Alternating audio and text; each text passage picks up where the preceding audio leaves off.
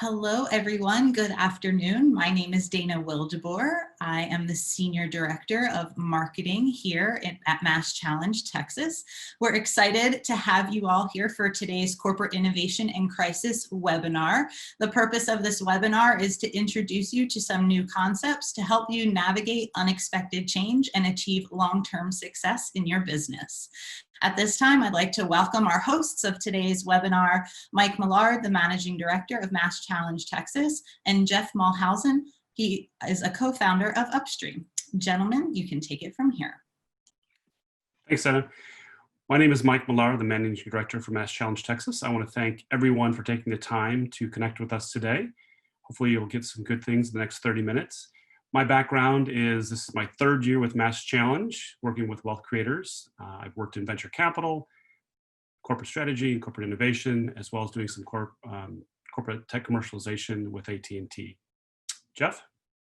Hey everybody, this is Jeff Mulhausen. I'm one of the founders of a firm called Upstream here in Austin. We're founded really as a firm to address complex challenges in innovation. And so that's led us to engagements in private sector, nonprofit, even some global governmental work in things like with the Bill and Melinda Gates Foundation. But really the reason we connected with MassChallenge is because we share the vision of strengthening the Texas innovation ecosystem and wider to tackle these challenges. So as far as the webinar today, why are we here? Why are we presenting this topic? As you mentioned at the beginning, Dana, the title of Corporate Innovation in Crisis, we're all aware of the COVID situation. And what we're feeling is sort of innovation understood as change. Things force us to change like COVID. And so the worst thing you want to do is really freeze up in the organization. So we're feeling that everybody really now should be innovating. And what's happening is this situation's amplifying the situation you may have had in your organization to begin with. So if you had challenges with innovation, you may be seeing them worse. And so we thought, since we're all sick of Zoom calls, maybe we could do a quick 30-minute webinar and give you some concise, helpful ways to think about it, because we really see now is the chance to sort of address these underlying structural issues. And we'll do Q&A sort of via email after the presentation. So I love this quote by Michael Jordan. I think it applies to not only life, but also innovation. And right now with innovation, we hear about it being biased towards a sensationalized image of success, the unicorn companies, disruption, even the famed Post-it notes. And it seems as though everyone wants to talk about the trophy or the last second shot, but not really what it took to get there. And we've kind of got a glossy image of innovation, but we're not as committed to actually going through the hard work to actually get there.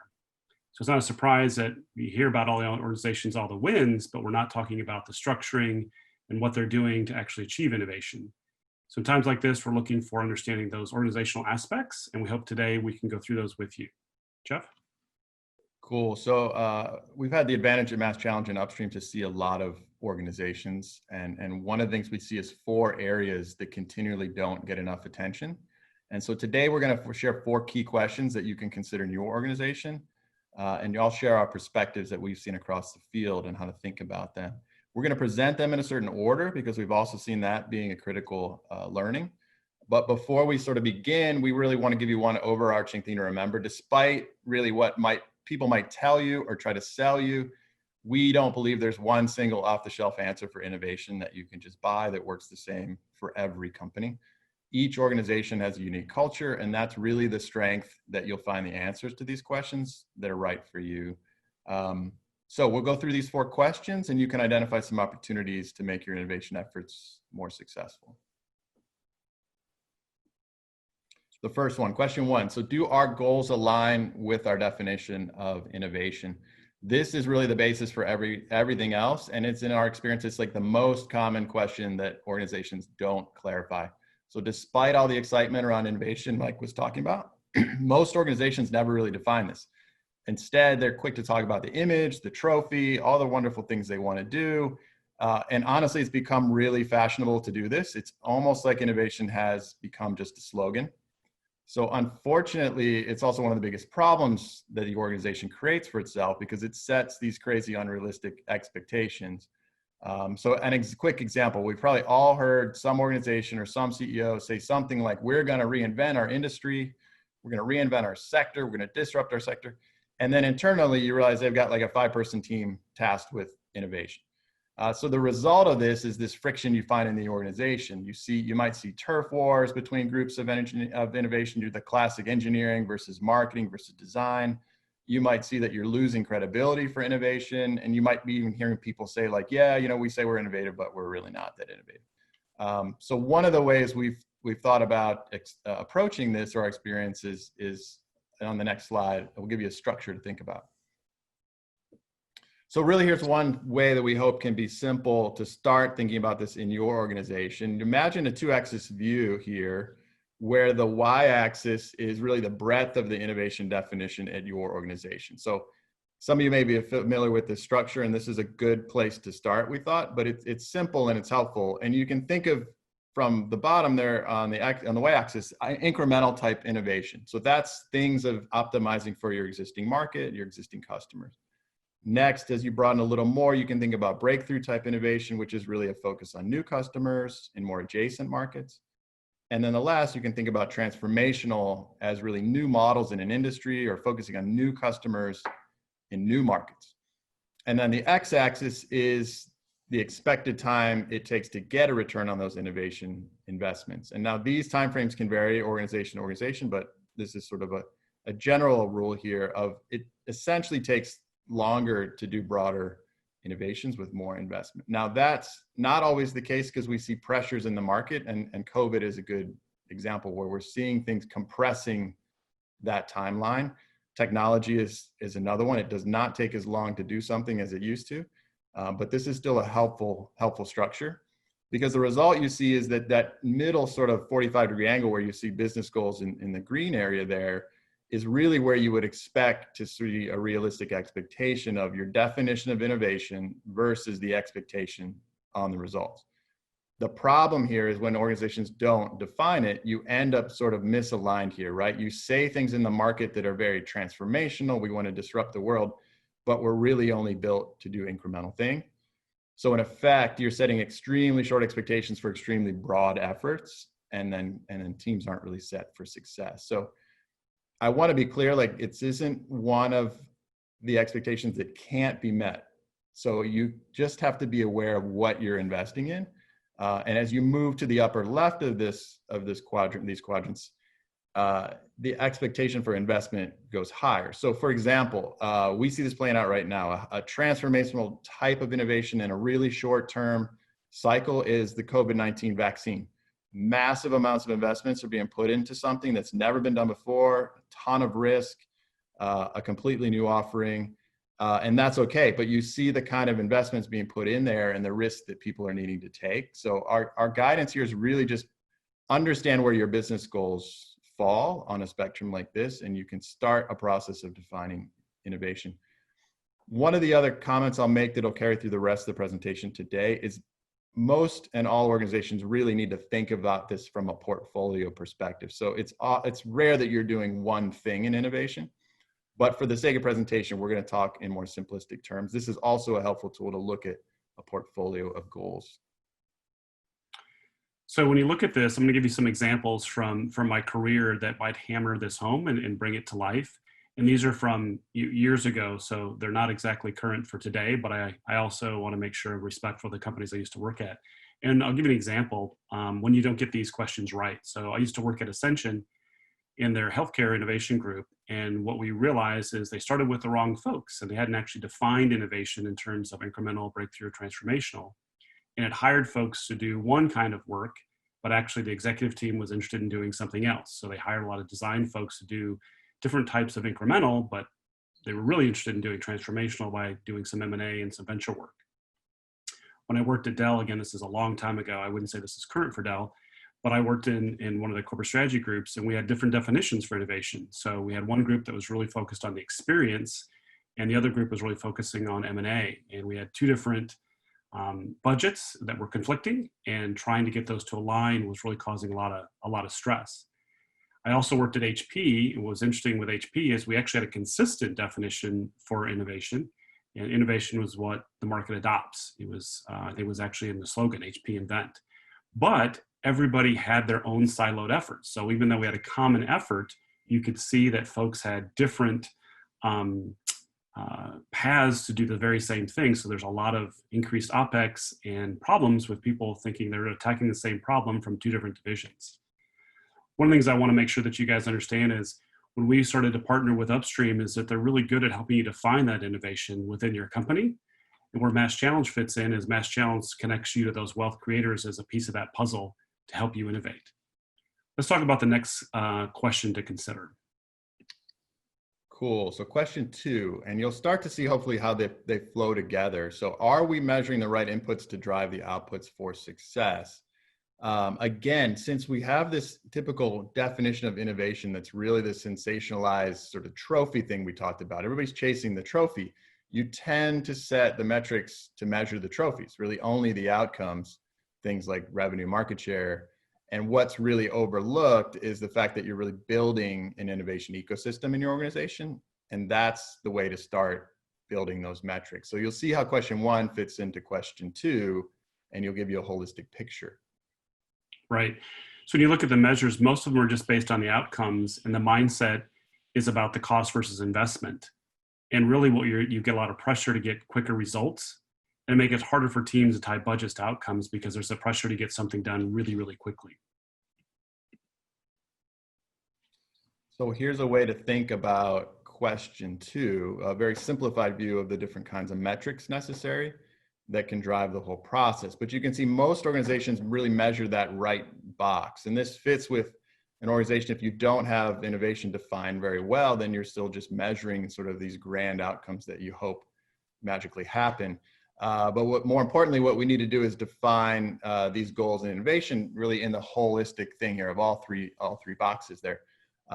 And what's unique about question 1 informing question 2 is when you know the kind of innovation goals you have and business goals, the types of metrics across these different buckets will also change.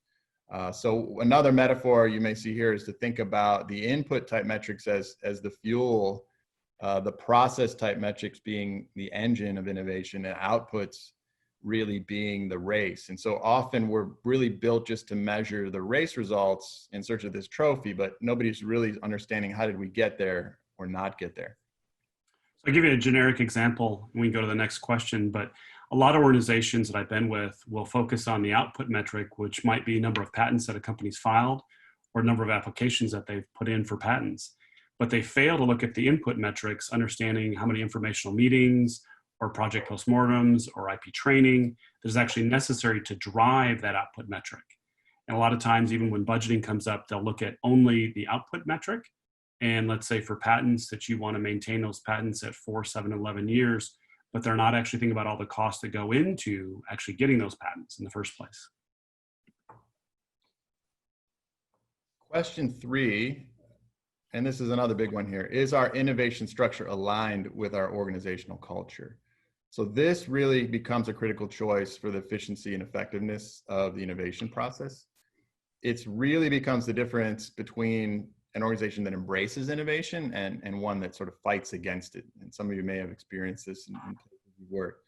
And as a leader, it's your key opportunity to set people up for success. So when you execute it well, you're really building credibility in the organization for the role of innovation.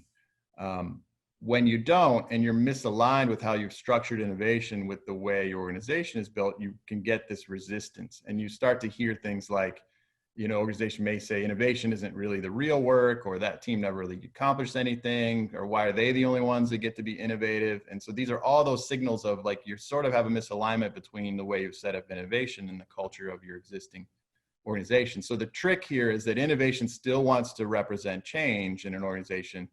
So it can be somewhat different, but it can't be that different that it's rejected by the culture of the organization. So next is a way to think about approaching that.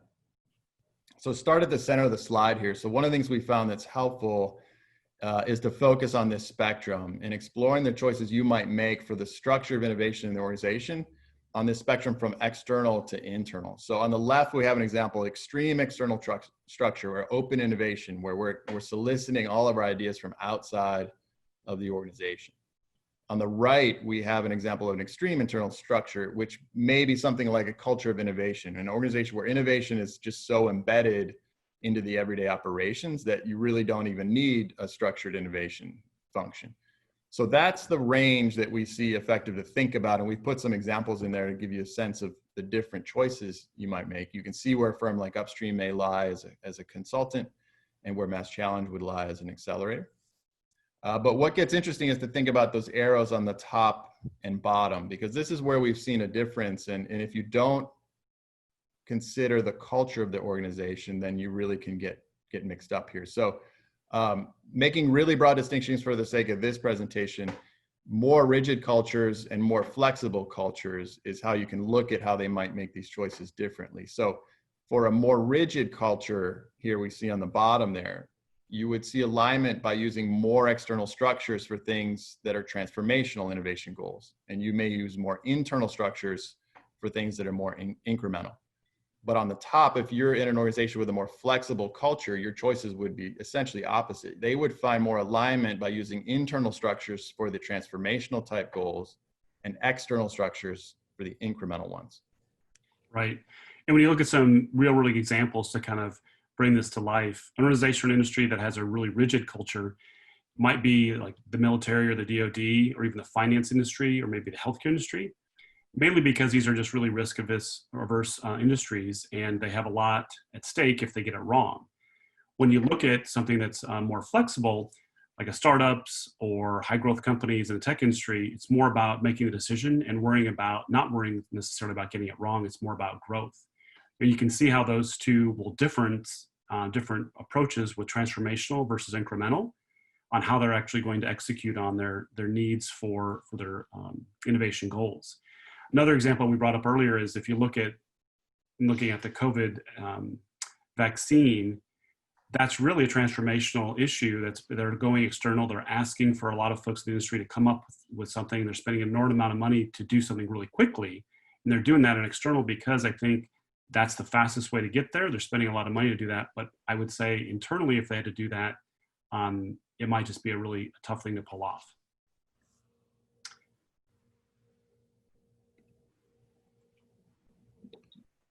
Question 4.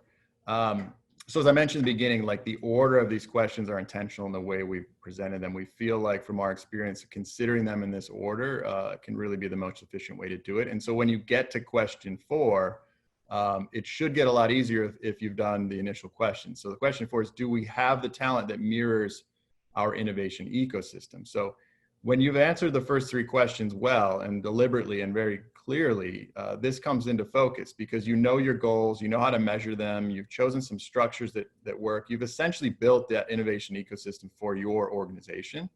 And then you can sort of look at who are the individuals that you need to staff to support that innovation ecosystem.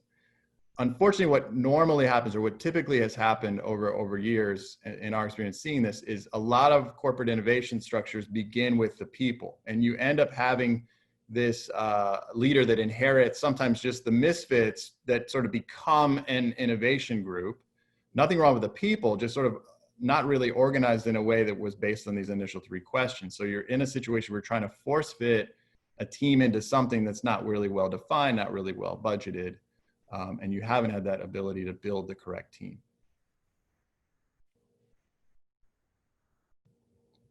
One way to approach this is a couple things here. A way we think it's easier is because if you're equipped with those answers, then you can see how this maps to the type of team you want to build with the benefit there. If you've answered those questions in a certain way, you also know what's unique to your organization. So you have a sense of how broad are those business goals? How far out are the expectations for the impacts? You've set goals against incremental breakthrough transformation type of a structure. You have an internal ecosystem, and you have your culture. So really there's 2 ways we've seen are helpful to think about this. On the right here is a structure that you can use even with like an HR department to help consider the type of team members you're looking for. So the x-axis here is a spectrum of capability from specialized to diverse. In the y-axis, we have a spectrum of mindset, one that's more based on creativity or creation, and one that's based more on optimization at the bottom there. So as a general example, you can see where the different types of innovation goals might shape the sort of team you have. If you have a more transformational aspect, you might see a broader diversity with a more creation mindset.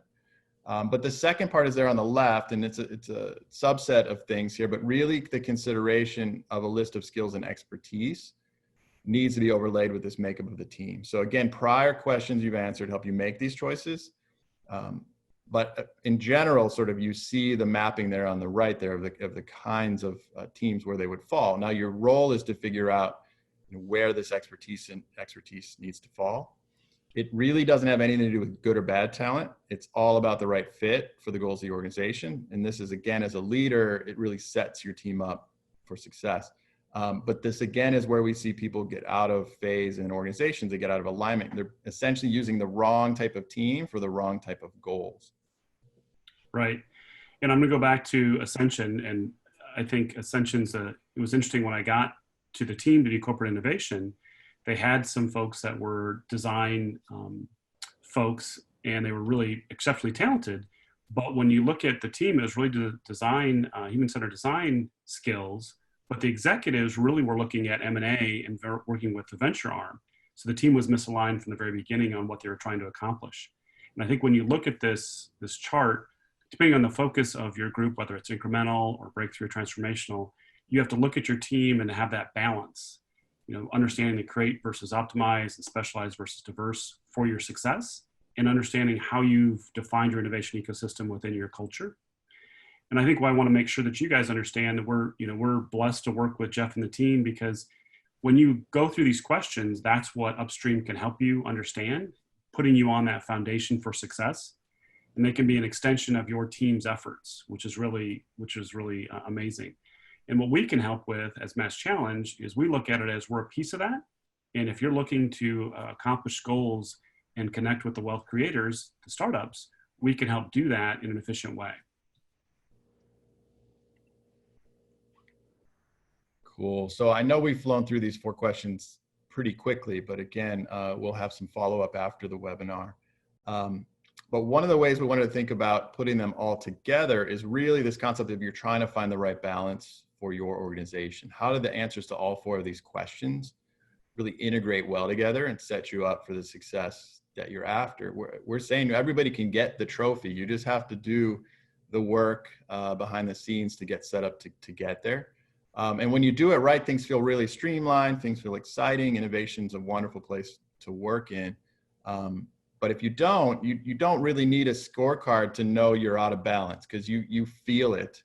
And some of you may have sensed this in places that you've been. You sense this anxiety around expectations. You don't really feel like you're set up for the right success, or people are expecting of you far more than you feel like you're really built to do. You might sense your team, your innovation team is really unsure about their future. How long is this going to last? How long are we going to be around? And really, as a leader, you might feel like you're always trying to sell something to the organization that they don't really want, right? Why is it so hard to be a champion for innovation? Those are all these signals that you're out of balance of these 4 questions. So our guidance is one of the simple ways, just go back to these questions, think about where you might be out of alignment, and then really challenge the organization to be decisive about it.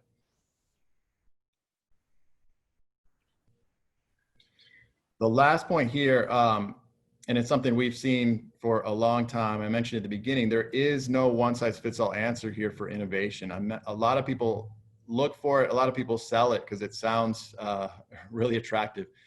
It's not that hard if you go through a disciplined approach like this. And really, we do think the strength of innovation for an organization is the culture that's unique to them. So your answers are unique to your own. They should be. They shouldn't be the same for everybody. That's really where your power lies. So in lieu of this traditional webinar Q&A session, what we're thinking in light of that, we'll invite everybody, if you have questions about your unique situation, feel free to email us. We're happy to respond, give you thoughts on what we've seen in maybe similar situations, other examples that might be helpful for you. So I just want to reiterate, thank you for taking the time and engaging with us. We wanted to make this 30 minutes because I think we've all been on probably way too many Zooms or WebEx or whatnot. And I just want to, I worked with Upstream when I was at Ascension, and Jeff and his team are exceptional. And I would really encourage you to think about reaching out if you want to set up the foundation for success. And again, when you look at it from a MassChallenge standpoint, maybe part of your innovation strategy is to work with startups to help you on an incremental transformational breakthrough path. And we can do that as well. Dana?